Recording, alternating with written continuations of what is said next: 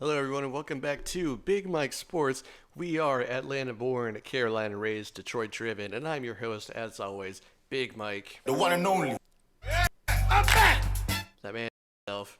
And we took a little break because we were setting up a website where you can find a lot of written material, bigmikesports.fans. So check that out if you want to read up on some stuff that we've been covering on the podcast in general. You can find episodes on there as well as links to our YouTube and Spotify and all that stuff. But it was a weekend of upsets and improbable victories, both in college and in the NFL. A couple of college ones that we wanted to highlight. Big shout out to New Mexico State winning at Auburn 31 to 10 as a 25 and a half point underdog. That kind of outright victory does not happen often, but if you ended up taking the Aggies there, big ups to you. Probably had like plus 1,500 or something like that. So you're having a pretty good payday there. Auburn and Hugh Freeze not looking too good. Hugh Freeze, of course, famously, the only thing he ever does wrong is indulge in a little chewing tobacco while he's watching film. His words, not mine. And then New Mexico State, a nice little program brewing there when UMass went and traveled there at the very beginning of the season and gave them a pretty good game. I thought that UMass would be, that kind of team. But apparently New Mexico State was staring us right in the face as that kind of underdog darling. Meanwhile, in Tallahassee, North Alabama held a 13 to nothing lead over Florida State in the first quarter and knocked out star quarterback Jordan Travis with an ankle injury. It looked pretty bad, one of those gross injuries that you can't really stand to look at. But the backup there is a junior. He's a former three-star recruit in the 2020 class out of Valdosta. And they are bred different in Valdosta because if you've ever driven through there, all they have is nothing on the radio, paper mills, and football players. So there's nothing there to do except play football and, worship, I guess. But that's a whole nother story. So, anyway, looking forward to some pretty big things from him as he tries to lead Florida State into their playoff hopeful season here. And Virginia, the Cavaliers, beat Duke at home in a great win for a program that's been going through some pretty rough stuff, to say the least, for the past couple seasons and trying to rebuild. It's a really good program win for them over there as they try to build for the future. But the most important impossible victories that occurred this weekend, for our purposes anyway, were the Lions coming back from down 12 with 4 minutes left to go in the game against the Bears, and App State shocking James Madison in Harrisonburg, Virginia, to end their undefeated season. One that not a whole lot of people expected. I mean, neither one people expected, really. But if we're going to get into the Lions game here, we got to start off with the basic facts, and that is the fact that the Lions had no business winning this game. This game looked like a debacle from the very beginning. I mean, the Lions were just completely out of sorts. I don't know if the Bears saw something on film that they could take advantage of when it comes to the Lions offense. If the Lions offense just didn't bother to show up the first little part of the game, or maybe a combination of both. But the Bears set the tone early with that first drive of the game, resulting in a touchdown. Pretty long drive, too. Both sides kind of traded long drives at certain points of the game. The Bears especially knew that they wanted to possess the ball in order to come out with a win, and it almost worked. It almost worked perfectly, in fact. So, the Bears set the tone early there. The Lions offense just couldn't get anything done. Credit the Bears defensive line; they were definitely the big thing in this game. Newcomer Montez Sweat tacked on a sack, and they were batting balls and a lot of stuff on the line there, putting pressure on Goff, and so that led to Goff's early interceptions there. The fact of the matter is that it could have been a lot worse for Goff and the Lions offense, which is really saying something, because there were a couple dropped interceptions that Goff could have thrown, including a potential pick six that he threw in the red zone on their first touchdown drive that should have gone the other way by Jalen Johnson. But unfortunately for the Bears, fortunately for the Lions, he ended up dropping that one. And the next play, Jahmyr Gibbs toed the rock into the corner of the end zone for a touchdown. It tied up 7-7.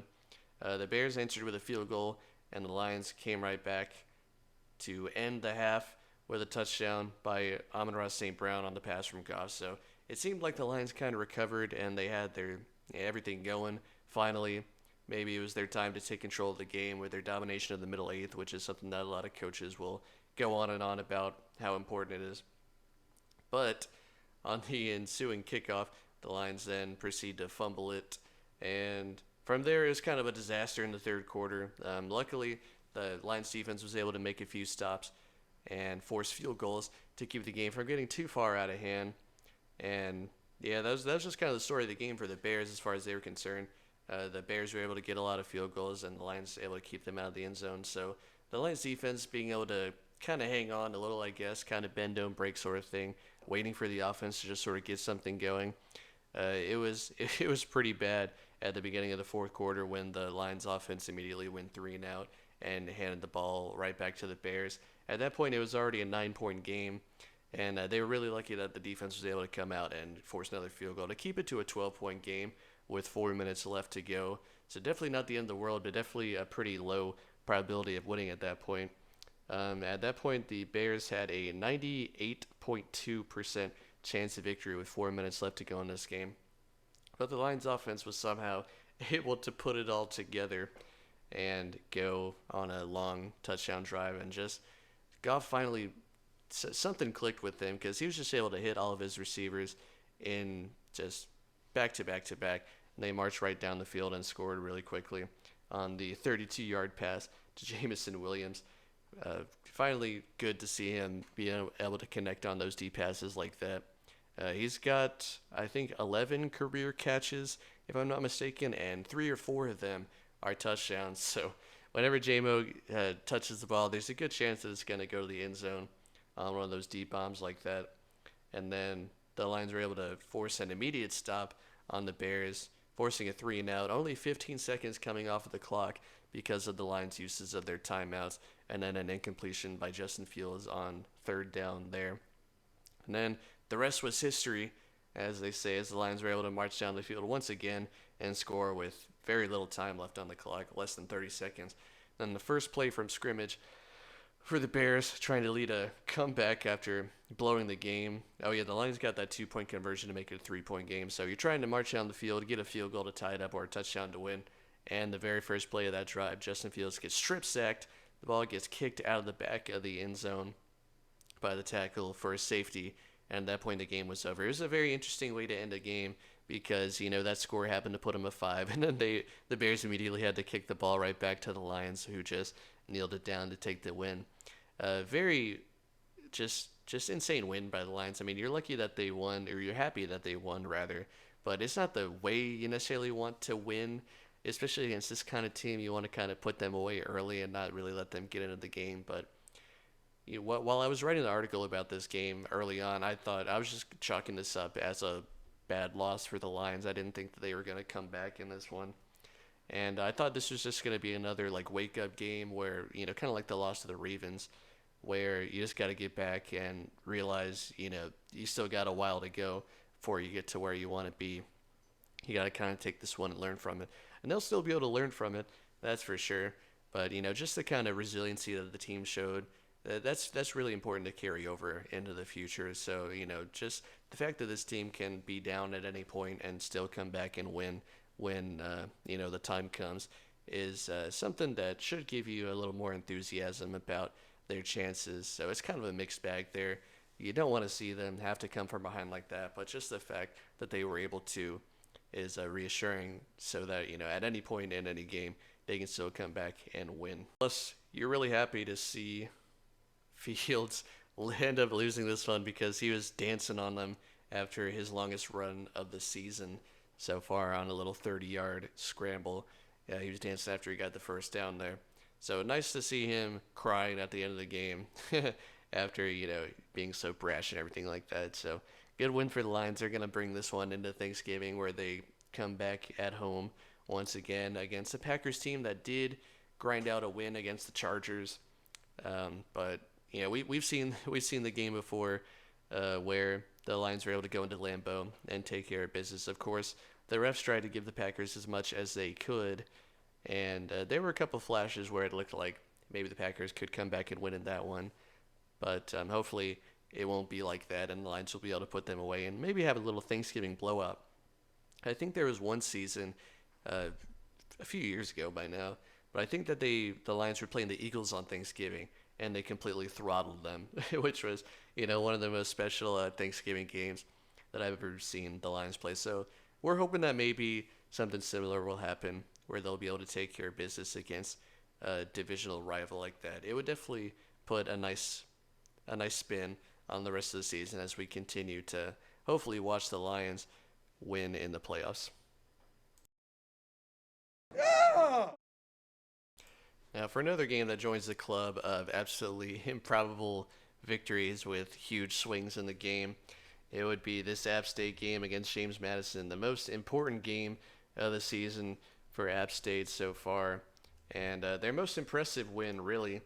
I mean, they seemed to really put it together, especially in the fourth quarter when they were up 17-5.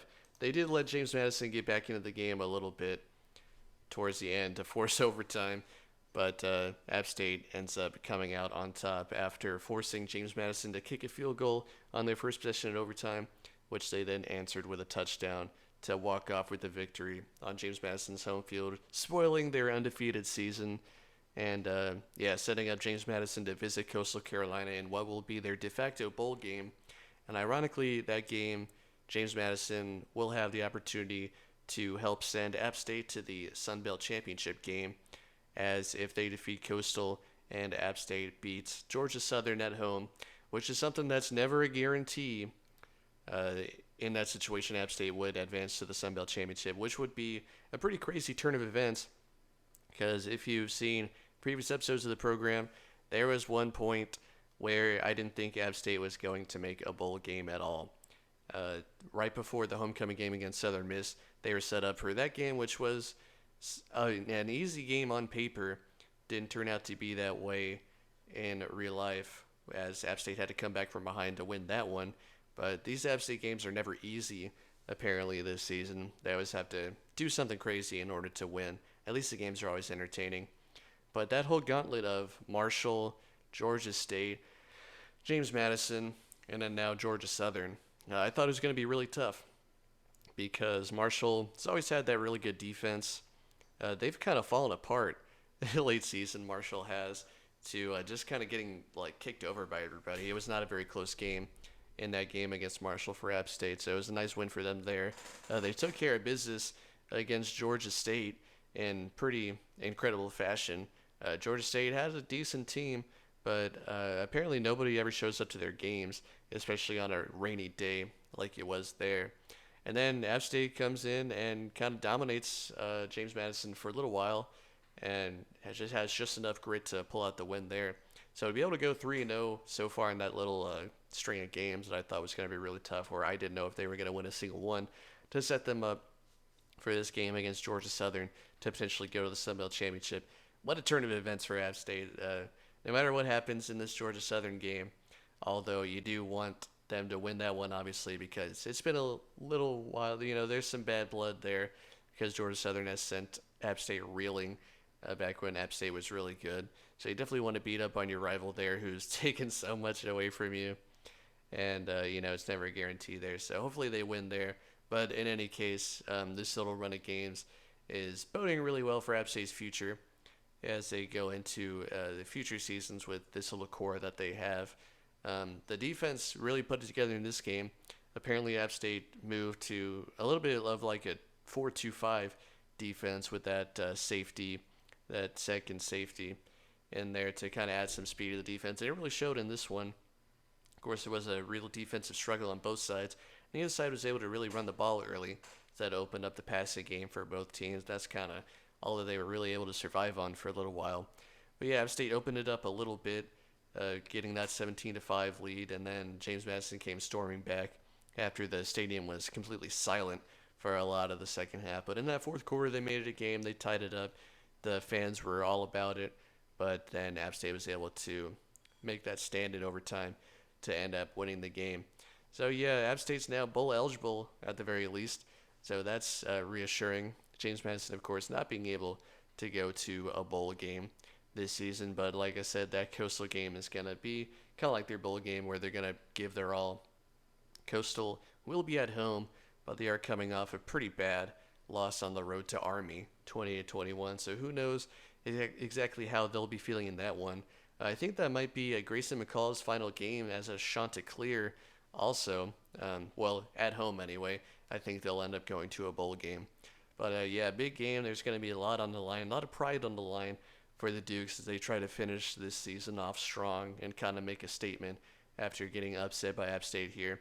But I mean, as soon as you saw App State was traveling up there to play them, I mean, I not to be too much of a homer, but I saw App State winning this one all the way. I definitely took the plus 9.5 spread and ran with it, but App State was able to win outright there. I mean, this is just kind of the kind of game that App State's made to play in, where they always go on the road and upset whoever's big and bad at the time. So yeah, good win for App State.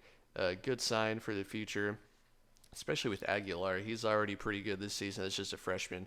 It'll be amazing to see, if he can go up to the next level and possibly become, the greatest quarterback that the school's ever had. It's not a huge line of stats stuffers that have played the position while the team has been at the FBS level, but yeah, 2 or 3 years we could have another App State team go deep in the season undefeated, kind of like they did in 2019, which with Coach Drinkwitz, who by the way has finally been putting together the Missouri program, and they're rattling off some pretty nice wins of their own. So yeah, a lot of good signs for App State here after that low point in the season where I didn't think they were going to make a bowl game. Now they're going to a bowl game and a potential Sun Belt championship. You what? And that's going to do it here today after that long break from episodes. Yeah, check out the website definitely, and we'll see you next time.